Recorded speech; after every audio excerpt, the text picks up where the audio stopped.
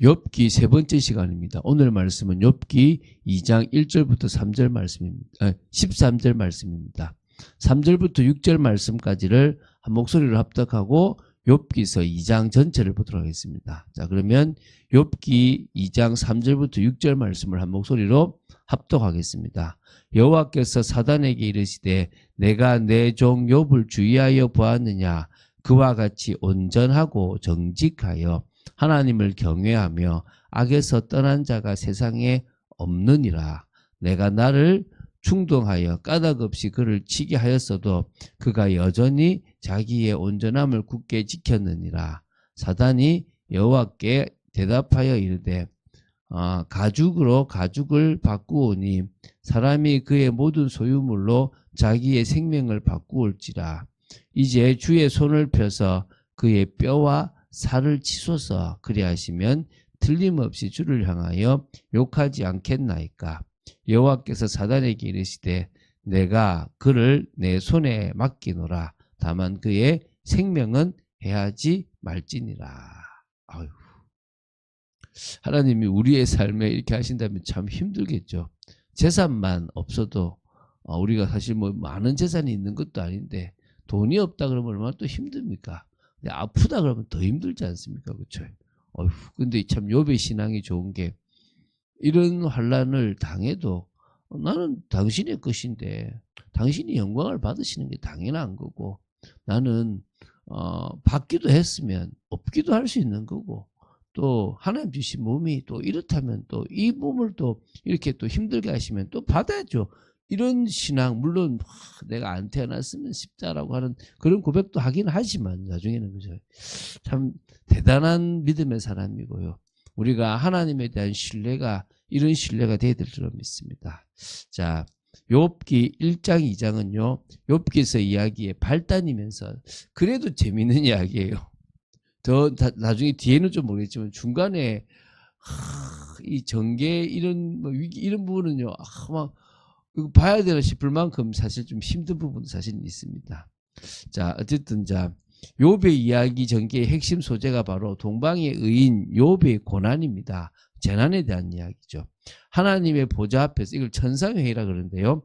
하나님과 사단 간의 두 번의 회의와 또 그로 말미암아 지상에서 일어난 두 번에 걸친 욥의 재난에 대한 내용입니다. 왜 욥이 고난을 당하게 됐느냐?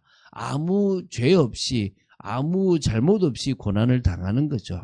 우리도 그럴 수 있습니다. 하나님께 영광이 되면 하나님이 당신의 능력을 드러내고 당신의 영광을 드러내려면 고난도 당할 수 있다라고 보시면 됩니다. 자, 오늘 보게 될 후반부 욥 2장은요. 욥기 2장은 하나님과 사탄 간의 두 번째 천상의 회의와 그로 말미암아 욥에게 닥친 두 번째 재난에 대한 내용입니다. 세 문단으로 나누어서 보게 되겠습니다. 첫 번째 1절부터 6절입니다. 자, 욥을 대상으로 한 하나님과 사탄 간의 두 번째 천상회의에 대한 내용입니다. 하나님과 사탄 간의 이 두 번째 천상대화 장면도 첫 번째 천상대화 장면과 그 유사한 형식을 가지고 이렇게 기록하고 있습니다. 자, 읽어볼게요. 또 하루는 하나님의 아들들이 와서 여호와 앞에 서고 사단도 그들 가운데에서 와서 여호와 앞에 서니, 그러니까 모든 존재가 여호와 앞에 서야 될 존재죠. 여호와께서 사탄에게 이르시되 내가 어디서 왔으며 어디서 왔느냐. 사탄이 여호와께 대답하여 이르되 땅을 두루 돌아 여기저기 다녀왔나이다. 공중군사분자니까 그죠. 뭐 왔다 갔다 할 수도 있겠죠. 그죠. 그러니까 다시 또 묻습니다. 몰라서 묻겠습니까? 알고 묻는 거죠. 하나님은 아시면서도 질문하시는 거죠. 자, 그러면서 3절에 여호와께서 사탄에게 이르시되 내가 내 종 욥을 주의하여 보았느냐. 그와 같이 온전하고 정직하여 하나님을 경외하며 악에서 떠난 자가 세상에 없느니라. 나는 내 종, 내 백성 욥을 인정한다. 그와 같이 온전하고 정직하여 하나님을 경외하며 악에서 떠난 자가 세상에 없다. 하나님의 인정을 받는 저희들이 되될 줄 믿습니다. 내가 나를 충동하여 까닭 없이 그를 치게 하였어도 그가 여전히 자기의 온전함을 굳게 지켰느니라. 이 욥이다 말씀하신 거죠. 그러니까 이제 4절 5절 사단이 여호와께 대답하여 이르되 가죽으로 가죽을 바꾸오니 사람이 그의 모든 소유물로 자기의 생명을 바꾸올지라. 그러니까 소유물하고 생명하고는 다르지 않습니까? 결국 가죽은 가죽으로 바꾸듯이 생명은 생명의 중요함이 있는데 소유물 가지고 생명을 바꿀 수는 없지 않습니까? 이제 이런 말이겠죠. 한마디로 결국은 자기 소유물이 없다 하더라도 살아있으면 그래도 아직까지는 하나님의 은혜라고 생각하지 않겠습니까? 이제 주의 손을 펴서 그의 뼈와 살을 치소서 질병에 걸리게 하라 말이죠. 그래 하시면 틀림없이 주를 향하여 욕하지 않겠나이까. 육신을 치면 자기 아파봐요. 원망 안 합니까? 사실은 아프면 더 주님 바라보는데 모르는 거죠. 이제 6절에 여호와께서 사단에게 이르시되 내가 그를 내 손에 맡기노라. 다만 그의 생명은 해하지 말라. 그러니까 육체를 치도록, 생명은 건드리지 못하지만 육체의 질병을 치도록 허락하신 거죠. 자, 하나님께서는 사탄이 어리석은 주장을 하고 있다는 것을 모르시지 않잖아요. 그러면 쓸데없는 소리 하지 말고 물러가 이렇게 하면 되잖아요. 당신은 당신의 능력을 드러내고 또 당신의 백성 욥에게 영원한 축복, 이 땅에서의 복을 주실 수 있는 분입니다. 그런 하나님이 단지 잠시 하나님의 영광과 또 욥에게 그런 고난을 주시면서까지 욥을 인정하기 위해서 허락하신 부분들이 있다는 겁니다. 결국은 욥은 온전한 믿음을 보이고 또 욥은 신앙이 항상 한층 더 성숙되는 그런 축복을 누리게 될 것입니다. 그래서 하나님께서 허락하신 부분만 할 수 있는 주권이라는 사실을 우리 기억하고요. 우리는 우리에게 당한 모든 것들이 역시 하나님의 은혜 가운데 있다라는 사실을 기억하고 또 피할 길까지 있다는 것도 여러분 아셨으면 좋겠습니다. 자, 7절부터 10절입니다. 하나님의 부분적 허용에 따라서 사탄은 욥을 공격하게 됩니다. 그래서 욥에게 두 번째 재난이 일어나게 됩니다. 그래서 욥은 이 모든 것을 믿음으로 또 승리하게 되죠. 자, 7절 8절입니다. 사단이 이에 여호와 앞에서 물러가서 욥을 쳐서 그의 발바닥에서 정수리까지 종기가 나게 한지라. 이게 여러분 이게 심각한 거거든요. 이게 뭐 거의 문둥병하고 거의 유사할 정도의 상피병으로서요. 이 종기라는 게 얼마나 이게 아프기도 하고 막 긁고 싶고 미친단 말입니다. 이 욥이 제 가운데 앉아서 질그릇 조각을 가져다가 몸을 긁고 있더니 얼마나 힘들겠습니까? 지금 이야기가 있는데 그죠? 이제 9절에 이제 아내까지도 이제 앞에 소유물을 잃었을 때까지만 해도 아내가 아무 말 안 했는데 이제 욥이 무너지니까 이제 또 원망하라고 합니다. 보십시오. 그의 아내가 그에게 이르되 당신이 그래도 자기의 온전함을 굳게 지키느냐? 하나님을 욕하고 죽으라고 막 이제 뭐 온전하다고 그러냐? 하나님이 온전하면 당신 그렇게 놔두겠냐? 당신이 부족하고 뭔가 잘못인가 한 거 아니겠냐? 고마 욕하고 죽어 그냥 이렇게 얘기합니다. 자, 이제 10절입니다. 그가 이르되 욥이죠.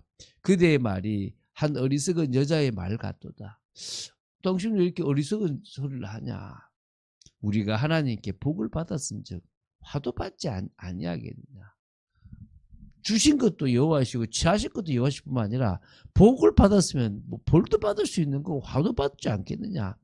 이 모든 일에 욥이 입술로 범죄하지 아니하냐? 생각이 다르잖아요. 나는 하나님의 백성인데 하나님이 나한테 복을 주셨다면 화도 주실 수 있는 거다. 우리는 말이 안 되죠. 왜 우리에게 화를 줍니까? 왜 우리에게 벌을 내리십니까? 이러잖아요. 여러분 생각이 다르잖아요. 아니 복을 받았던 적이 있으면 화도 받을 수 있는 거 아니냐? 그걸 통해서 영광 받으시는 게 하나님이라면 뭐가 문제냐? 우리가 욥의 신앙을 제대로 좀 배울 수 있고 특히 입술로 범죄하지 않는 좀 답답하다라고 말할 수 있지만요. 범죄하지 않는 수준의 우리가 분을 내어도 죄를 짓지 말라 그러잖아요. 죄를 짓지 않는 수준으로 가게 되기 바랍니다. 여러분 사단은요. 욥의 신앙이 기복신앙이라고 얘기한 거예요. 저는 한국교회에 많은 사람들이 신앙이 기복신앙이라고 생각합니다. 복 받아야 된다라고 하면서 전도 이야기할 때 그 기복신앙일 수 있습니다. 네. 근데 욥은 기복신앙이 아닙니다. 그럼 우리도 이 기복신앙에서 벗어나서 복을 받는다면 화도 받을 수 있는 거다. 모든 주권은 하나님께 있다라고 고백하고 온전한 신앙, 순전한 신앙을 고백해야 될 줄 믿습니다. 이제 11절 13절입니다. 자, 이제 당대 최고의 현자들로 봐요. 장차 욥과 논쟁할 욥의 세 친구들이 욥을 위로하기 위해서 방문한 그런 내용입니다. 자, 11절 보겠습니다. 그때에 욥의 친구 세 사람이 이 모든 재앙이 그에게 내렸다함을 듣고 각각 자기 지역에서부터 이르렀으니 곧 대만 사람 엘리바스와 수아 사람 빌닷과 나아마 사람 소발이라. 그들이 욥을 위문하고 위로하여 서로 위로하려 하여 서로 약속하고 오더니. 이분들이 누군지는 조금 더 뒤에 한번 보고요. 사실 뭐 중요하겠습니까? 뭐 똑똑한 인물 이분들 하나님 앞에서는 아무 의미 없는데, 그죠? 어쨌든 이들이 지금은 위로하러 왔습니다. 그리고 약속하고 이제 우리가 가서 이야기를 하자 하는 겁니다. 자, 12, 13절입니다. 눈을 들어 멀리 보매 그가 욥인 줄 알기 어렵게 되었으므로. 얼마나 과거 멋있었겠습니까? 지금은 누군지 알아볼 수도 없어요. 그들이 일제히 소리질러 울며 각각 자기의 겉옷을 찢고 하늘을 향하여 티끌을 날려 자기 머리에 뿌리고. 이게 정말 답답합니다. 하나님이 어떻게 이럴 수가 있습니까? 라고 하는 그런 부분의 어떤 표현이라고 보시면 돼요. 밤낮 7일 동안 그와 함께 땅에 앉았으나 7일 동안 또 같이 애곡하고 막 답답했죠. 그죠? 욥의 고통이 심함을 보므로 그에게 한마디도 말하는 자가 없었더라. 그래도 진중하죠. 함부로 말하는 존재들은 아닙니다. 물론 그렇다고 해서 그들이 옳다고 볼 수는 없습니다. 그들의 시각은 단순합니다. 넌 뭔 죄를 지었어? 네가 어떤 죄를 지었길래 하나님이 너를 이렇게 치시냐라고 하는 부분이 결국 있는 거예요. 보니까 도저히 네가 죄를 짓지 않고서 이럴 수가 없다라는 거예요. 과거에는 몰라도 지금은 네 모습을 보니까 죄 지은 것 같다라는 거예요. 사실은 위로하러 오긴 하지만 보니까 위로할 게 아니라 이 사람을 정지하고 니를 지금 까발려 가지고 니 바뀐 걸 생각해야 되겠다 이럴 수 있거든요. 저도 이제 그분에게 이제 제가 만난 분에게 당신의 삶이 어떤 삶인지를 점검해 봐라. 그러니까 몸도 무너지고 이렇게 관계도 깨지냐라는 얘기를 제가 했거든요. 우리가 그렇게 보는 게 당연한 겁니다. 그렇잖아요. 그죠? 저는 그렇게 볼 수 있는 근거가 있어서 말을 했고, 욥은 그러지 않잖아요. 모든 사람이 다 같지 않습니다. 일괄적인 어떤 기준을 가지고 사람을 대할 수 없습니다. 다 하나님이 다르게 역사하시게 돼 있다는 겁니다. 자, 이제 논쟁이 3장부터 시작됩니다. 저도 걱정이 좀 되는데 한번 가봅시다. 뭐 저도 모르겠고 어쨌든 이 욥기를 보게 하셨다면 하겠죠. 그죠? 중요한 것은 우리는 우리의 틀의 한계, 우리가 생각하는 어떤 기준의 한계에 머무르면 안 됩니다. 하나님이 맞다라고 생각되는 것을 계속 봐나가는, 그래서 정말 하나님 앞에서 긍휼도 가지고 또 하나님 앞에서 소망도 가지고 생명이 있는 그런 신앙생활을 해야 될 줄로 믿습니다. 그런 축복을 누리는 저와 여러분 되기를 주 예수 그리스도 축원드립니다. 주는 그리스도시요 살아계신 하나님의 아들이심을 고백합니다. 오늘도 이 욥기를 볼 수 있도록 지켜주심을 감사합니다. 이제 어려운 부분들이 나오기 전인데요. 아버지, 저희들이 이 말씀을 계속 봐나가며 욥의 고백이 어떤 고백이었고 친구들의 말들이 어떤 건지를 보며 저희들이 한계를 뛰어넘는 축복이 있도록 지켜주시옵소서. 주 예수 그리스도 이름으로 기도드립니다. 아멘.